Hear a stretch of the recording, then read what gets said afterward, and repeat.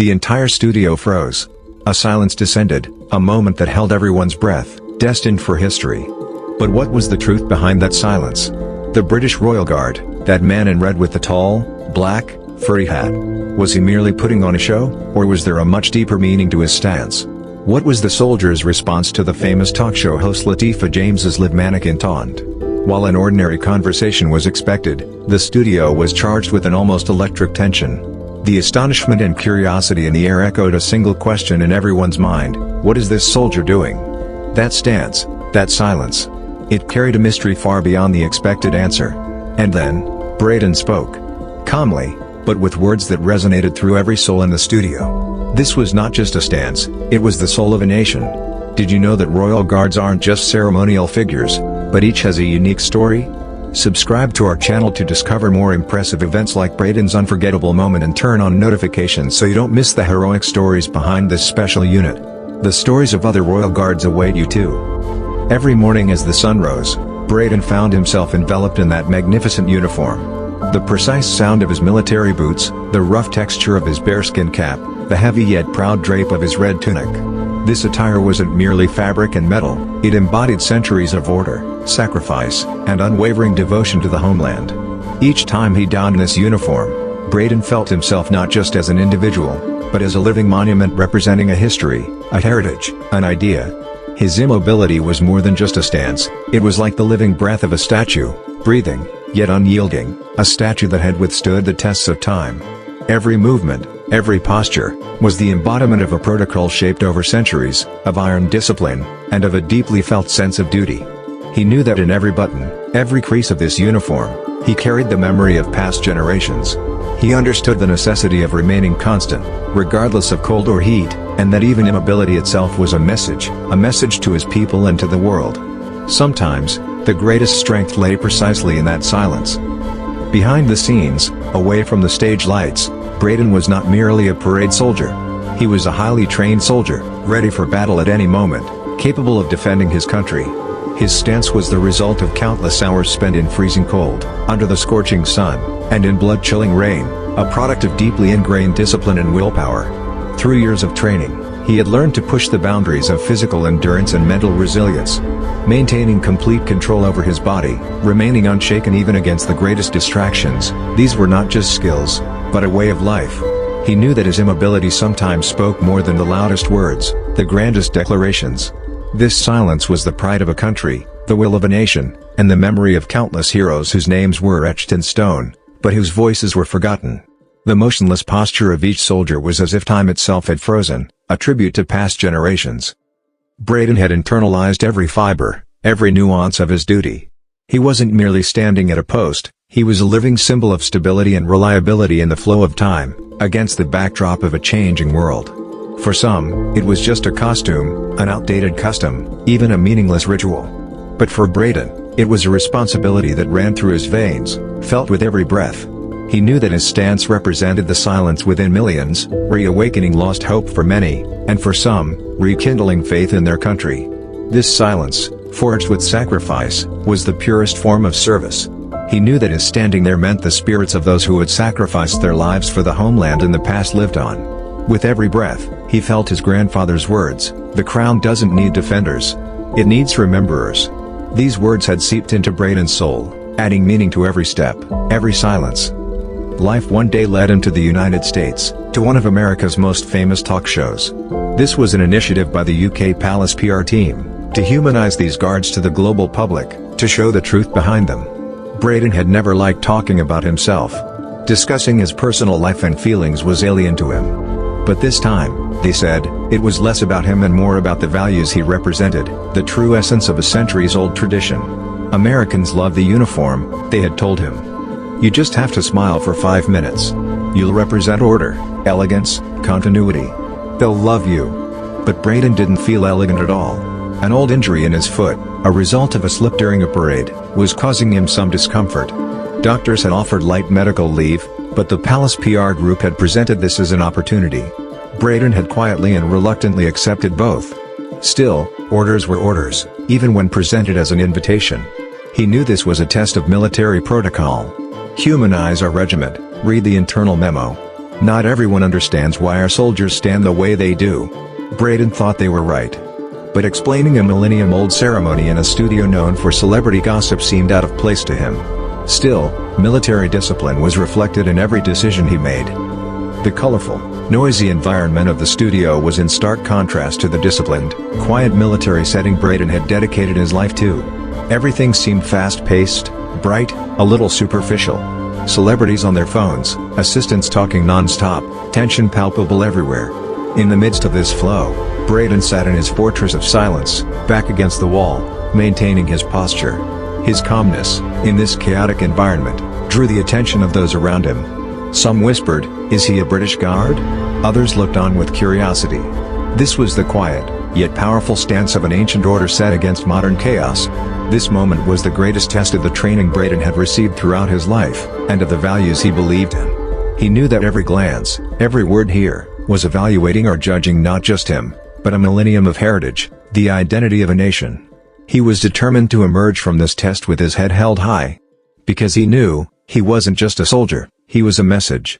His body language spoke not of himself, but of the soul of an entire people. The colossal, tense studio doors slowly parted, and she entered, Latifah James. America's sharp-tongued, unshakably confident host. Sweeping the room with her dark glasses and stylish coat, her gaze landed directly on Brayden Moore, who stood calmly in the corner of the hall. A bitter, sarcastic smile played on her lips. Well, she said, her voice loud enough for those around to hear, "Are we playing Live Mannequin today, are we?" Some guests chuckled nervously. Brayden took Latifah's words not just as an attack on him, but on the centuries of tradition he represented. Yet, his training, his discipline, had taught him to remain unyielding even in the face of such sudden personal assaults. He simply stood taller, straightened his body further, and with a soldierly "ma'am," he nodded his head. This was his proud, silent refusal. With that gesture, he said, "I am not a toy for your entertainment." Latifah James lazily settled into the chair opposite Brayden, crossing her legs, her glasses still on. In her gaze, there was usually a deep skepticism about the world, a modern disdain for old, unchanging customs, a sarcasm for everything she considered mere show. "You're not playing this role even when the Queen isn't around?" she asked, her voice laced with obvious mockery. For her, it was simply a show, a performance. Brayden looked directly into her eyes for a moment, then responded in a cold, yet firm tone, "I am not playing a role. I am serving." These words, despite their simple appearance, were an expression of deep conviction and a sense of duty. Latifah smiled, raising her glasses slightly, as if to say, "Oh, he takes himself so seriously." Then, she turned to a nearby assistant, "Is this another palace PR stunt, or are we actually getting a serious interview with him? Our time is very valuable." The assistant, accustomed to Latifah's sharp remarks, calmly replied, "No, Ms. James. This is just a 5-minute segment. Mostly questions about the history of the bearskin, you know, British traditions." Latifah mumbled, "Ah, the commentary royal dress-up show," finishing her words sarcastically. The royal dress-up in her language sounded like merely a flimsy costume. This resonated in Brayden's ears like an arrow, yet he managed to control himself. Not the slightest change of expression appeared on his face. Because he knew, his duty was to defend it, not just in this studio, but everywhere. The producer poked his head in, yelling, "We're live in 5 minutes. Part 1 is ending. Guests ready." Everyone sprang into action, the tension in the studio suddenly peaking. Microphones were checked, cameras adjusted, lights fine-tuned. The chef rehearsed his opening line, his voice trembling slightly. Latifah stood up and stretched, as if this tension amused her. "Stand to attention, Sergeant," she said dryly, the irony in her eyes unmistakable. "I hope you don't freeze up when answering Liv." Brayden replied, "I'll do my best, Miss James," and there was sincerity in his words, yet a deep resolve was hidden within them. He knew that his best was years of training, the manifestation of an unyielding will. As he followed the assistant towards the stage entrance, he wasn't thinking of Latifah's sharp retorts, nor of his own potential embarrassment. There was only one thought in his mind, he was thinking of his grandfather, a former grenadier. His grandfather had once told Brayden, "The crown doesn't need defenders. It needs rememberers. Stand as if the country is watching you, because sometimes it truly is. Your stance is your true voice." These words echoed in Brayden's ears like a mantra, giving him strength. The stage doors suddenly opened, and blinding lights dazzled. Applause cues filled the studio, the audience cheering enthusiastically. Smiling hosts at the semicircular table were ready for the live broadcast. As Latifah James slid into her chair, she looked at the audience with an expression ready to laugh at anything she didn't understand or didn't like. Brayden remained motionless. His immobility, his unchangeableness, was a quiet harbor in this noisy environment. The background music faded, the studio lights softened, as if all attention would now be directed to this extraordinary guest. Laughter erupted as the hosts finished a segment about animal horoscopes. "And now," the lead host said, turning to camera 3 with a beaming smile, his voice full of excitement, "we have a very special guest. Please welcome Royal Guard Sergeant Brayden Moore." Applause erupted with fervor. Brayden stepped forward, his posture even straighter than before, shoulders squared. He neither waved nor nodded, simply walked with precise steps to the guest chair and bowed politely towards the table. It was a humble, yet powerful gesture, respect not for himself, but for the service. Brayden Moore's entrance to the stage was more than just a mere appearance, it was a grand procession. He only had to take 5 steps, yet each stride carried the weight of centuries, of order, and of unyielding pride. His eyes were fixed straight ahead, looking neither at Latifah James nor the audience. His gaze seemed to extend beyond the studio walls, towards the ancient palaces of London, to every corner he had served over the years. The golden buttons on his red tunic gleamed in the studio lights, and his tall black bearskin hat made him appear even more imposing. This was not just a uniform, it was a living history book. The lead host intentionally paused to make his arrival even more striking. Brayden reached his chair, and with a precise movement, he bowed his head to the table before sitting, as if transplanting military protocol directly into a television studio. Latifah James extended her hand, trying to suppress a laugh. "Welcome, Sergeant Moore. Thank you for coming. But you really do stand like a live mannequin. Are you not playing a role?" She said it in a soft, yet still sarcastic tone. In her eyes, there was both curiosity and a kind of daring, "let's see what he'll say" attitude. Brayden knew that such people were typical critics, approaching everything with skepticism, condemning every tradition. Brayden's voice was calm, yet deep and impactful. "Ma'am, I am not playing a role. I am serving. My stance, my bearskin, this uniform, these are the embodiment of centuries. We, the Royal Guards, protect not only Buckingham Palace but the history, values, and memories of our country. We are the symbol of constancy." He looked into Latifah's eyes for a moment. He saw incomprehension, even a slight discomfort there. Latifah had not expected such a response. From the outside, she thought, "Oh, how dramatic." But for Brayden, this was not drama, it was life itself. One of the other hosts quickly stepped in, trying to ease the tension. "Sergeant Moore, could you tell us a bit about your bearskin hats? Why are they so large, and from what animal's hide are they made?" This question was safer, ideal for moving away from Latifah's sharp edge. Brayden felt more at ease, as this was an area he knew and had studied. "Yes," he said, his voice softening a little, "these hats are called bearskins and they are indeed made from the hide of the black bear. They were first used after the Battle of Waterloo in 1815, as a symbol of the British Army's defeat of the French Grenadiers. The French also wore similar hats.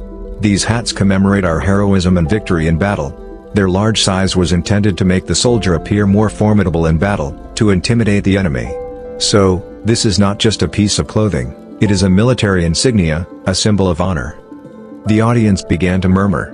Latifah, however, lowered her head. "But why do those bears die?" Latifah asked, sharpness returning to her voice. "It seems to me that this is just cruelty. Killing an animal for a hat. Why is it so difficult for the guards to use synthetic fur?" The tension in the studio escalated. Brayden knew this was a modern attack on military traditions. He had faced such questions many times before. No change of expression appeared on Brayden's face. He calmly replied, "Ms. James, the Royal Guards are not involved in fur production. This is a decision by the Ministry of Defense. However, I can say that the hides used are obtained from black bears hunted by licensed hunters in Canada to ensure controlled populations and contribute to maintaining nature's balance. And these hides are not used only for hats, at least that's what we know. Our bearskins, however, are a historical heritage. These hats are a symbol of our values, our sacrifice, our commitment to our homeland. These hats are a living part of a tradition that protects us, that elevates us." His voice grew steadily stronger, but his tone never lost its calm. With every word, he pitted the power of silence and tradition against Latifah's skepticism. He knew this was not just an interview, it was a clash of cultures. Latifah James was silent for a moment. Brayden's words were filled with an unexpected depth and logic.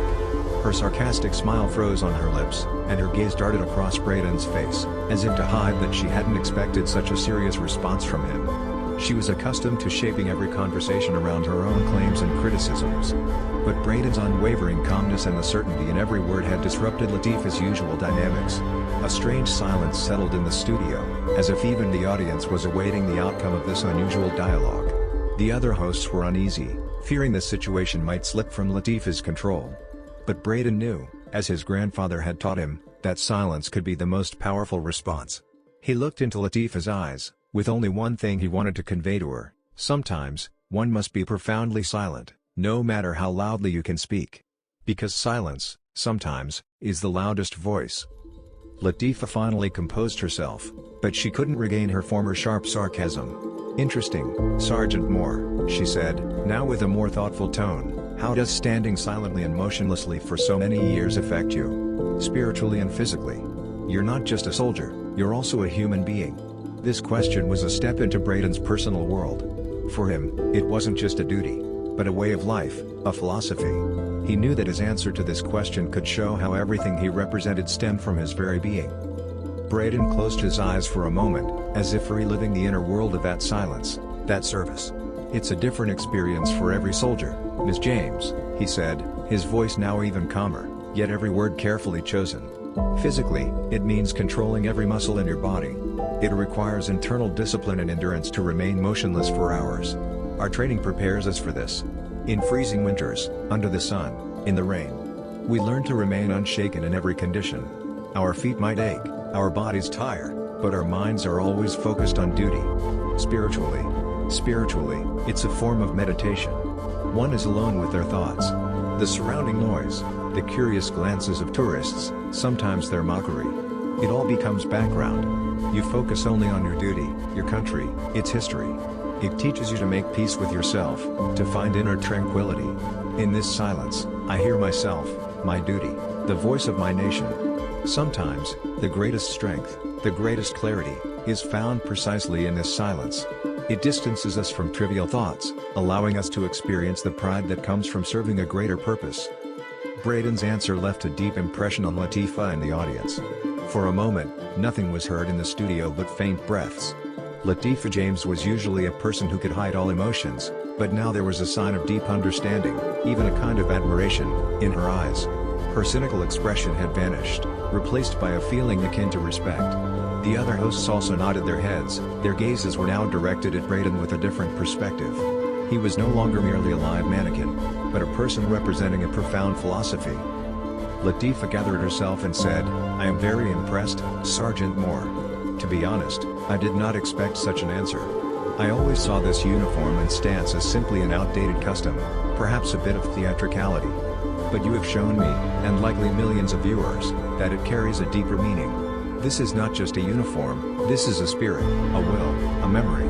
Her voice was now soft, even a little shaky. This admission was a rare thing to hear from someone like Latifah James.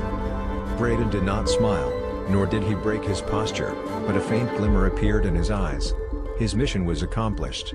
He had defended not just himself, but the values he represented, and had managed to convey the true essence of tradition to others. The studio producer whispered something in Latifah's ear. Most likely, reminding her that time was up. But Latifah had lost her former aggressiveness. She seemed, for a moment, under the influence of the military hero's words. "Sergeant Moore," Latifah said, her former sarcastic tone gone, "thank you for the profound understanding you've given us today.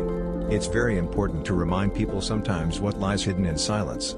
I know another guest is waiting for you now." This sentence marked the end of their interview. Brayden calmly stood up, again bowing towards the table. This time, there was a greater certainty and lightness in his gesture. He had honorably fulfilled his duty. Just as in a real battle, he had emerged from this battle of words with his head held high.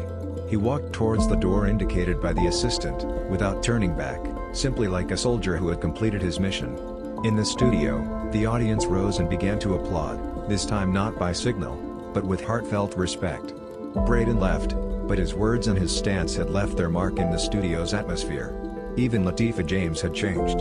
As Brayden exited the studio and walked down the corridor, the applause fading behind him grew fainter. These cheers, unlike his military discipline, were an expression of heartfelt, sincere respect. He usually served within palace walls, under the admiring gaze of onlookers, but always in silence. Today, however, he had conquered an audience with his words, his feelings, and the inner spiritual strength he possessed. Producers and assistants approached him to congratulate him, some even tried to shake his hand. Brayden acknowledged each with a nod, but his face still held that serious, soldierly expression. He had never sought fame, his mission was deeper, nobler. On the flight back to London, Brayden sat quietly. He was returning to his ordinary life, donning the same uniform every morning, standing at the same post, adhering to the same rules. Yet this time, everything felt a little different. He was no longer just a bearer of his regiment's legacy, or his grandfather's words, but also of a message that had touched millions on television. He had demonstrated the true essence of the Royal Guard, showing that it was not merely a tourist attraction but a symbol of profound history and sacrifice. Brayden felt pride in this, but this pride never undermined his humility. He had simply fulfilled his duty honorably. A few days after the interview, Latifah James revisited the events on her show. She usually didn't share personal feelings about her guests, but this time was different. "Recently, we had a very extraordinary guest in our studio," Latifah said, her voice soft and thoughtful. "Royal Guard Sergeant Brayden Moore. I, frankly, was skeptical about his visit. I thought it was just a display of an old tradition, perhaps a somewhat meaningless ritual." The audience listened intently. "However, Sergeant Moore," she continued, "taught me, and likely you too, the true meaning of silence, service, and tradition. He wasn't just a soldier, he was a philosopher. His stance, his words, they changed my deeply held beliefs. Now, when I see those guards standing motionless, I no longer see just a uniform. I see history, a will, a sacrifice there. They don't just guard the palace, they guard the soul of a nation." Latifah's sincere admission resonated widely across the country. Changing opinions from influential media personalities usually had a strong impact on public opinion. The number of positive social media posts about Brayden Moore increased. People began to understand better that the Royal Guards were not just parade soldiers, but that a deep sense of spirituality and duty lay behind them. Some viewed the Royal Guard's stances as a form of living art or a cultural symbol. This was a new wave of respect towards a tradition that had endured for years, sometimes even mocked. Brayden was unaware of these developments. He was already back at his post, standing in silence before Buckingham Palace despite the surrounding noise. Yet this time, the gazes of the tourists were a little different. Some people, especially Americans, looked at him with more respect, while others simply stood quietly and observed him. The laughter had diminished, and the questions were now more curious and substantive. Brayden Moore, without knowing it, had breathed new life into one of his country's oldest traditions. Through his simple immobility, he had reminded millions of the value of tradition, discipline, and duty. His grandfather's words had come true: the crown doesn't need defenders. It needs rememberers. In today's modern world, Brayden was not just a guard, he was a rememberer. His silence had transformed into the powerful voice of a nation. Brayden Moore's unwavering, yet profound answer to Latifah James during the live broadcast had created an unexpected wave across the globe. Days after the interview, social media was flooded with discussions about his words. The video was viewed millions of times, comments poured in, and people debated the power and meaning hidden behind Brayden's silence. What began as simply a talk show segment quickly became a phenomenon dubbed the Brayden Moore effect. The Royal Guards were no longer seen merely as an attraction, but as a symbol of deep culture, sacrifice, and duty. Their motionless stance had transformed into a living sculpture, reminding the noisy modern world of forgotten values. In the media, academic circles, and even on the political stage, Brayden's words were analyzed. Latifah James's confession further amplified this effect. By criticizing herself, she admitted that her superficial view of a tradition was wrong. This resonated greatly with the public. Magazines featured Brayden on their covers, newspapers wrote about his lessons of silence. Even international media outlets reported on Brayden Moore's impact. The New York Times described his silence as a pause in the chaotic rhythm of the modern world, while Le Monde called his sacrifice an eternal symbol of the British spirit. Buckingham Palace was also pleased with the situation. Their PR campaign had been far more successful than anticipated, but the reason wasn't Brayden's planned responses, but his inner honesty and unyielding character. Brayden's simplicity and sincerity had proven more effective than the palace's most expensive advertising budgets. When all these events reached Brayden himself, he was surprised, but he didn't lose his composure. He had simply performed his duty, said what he knew. For him, everything remained unchanged, waking up early, donning the uniform, taking up his rifle, and standing at his post. But this time with a difference.